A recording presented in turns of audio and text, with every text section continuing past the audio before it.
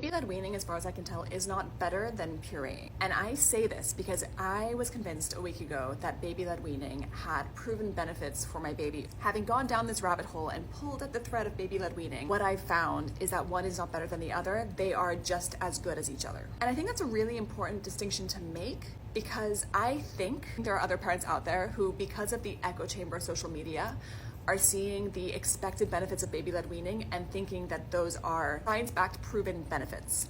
And they're not. I made a video yesterday about this, and I had so many people commenting and tagging other creators and saying this person's content might help, which I responded and said, please point me to a video that talks about the research that's been done. Have we actually looked at babies who've done baby-led weaning and babies who've done purees past the weaning phase and seen who is the better eater? I can't find a study that's done that. Another thing someone said, like in this comment, is that it existed in other cultures, or that it existed years ago. We're doing elimination communication in my home. That is something that we can absolutely see has been done in other cultures, that's been done in the past. Baby-led weaning is not so. And the most that I could find is called pre-mastication, where basically the mom would pre-chew the food and then give the food to the baby. That's how we used to feed our babies, as far as the research that I could tell. And actually, pre-mastication to me sounds more like pureeing than baby-led weaning, personally. Baby-led weaning, as far as I can tell, is a relatively new practice. It does seem to be safe from everything that I've read and everything that I've seen. It's not a dangerous practice, but it's new. It does seem to be easier for parents than pureeing, because you can sit at your table and just feed your baby what you're eating. Just make sure that you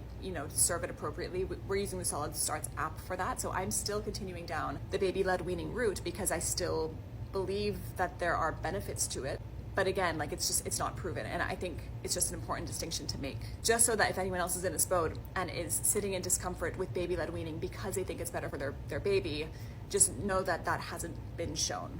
And I think we need to be really careful when we say things like that it reduces food pickiness, or that it makes mouth dexterity better, or like any of these things that we're saying baby-led weaning helps with. I think it's important to really emphasize that these are things that we expect it to help with, not things that have been proven for it to help with. At least I now know that if we choose to go down the puree route, in the end, it's not going to be any worse off for my baby. Someone else said on this note, they were like, it's such a short period of time that they're weaning, you're not going to see any long-term benefits. It's really hard to prove long-term benefits, and that's fine, but then we shouldn't be making these claims, is all I'm saying.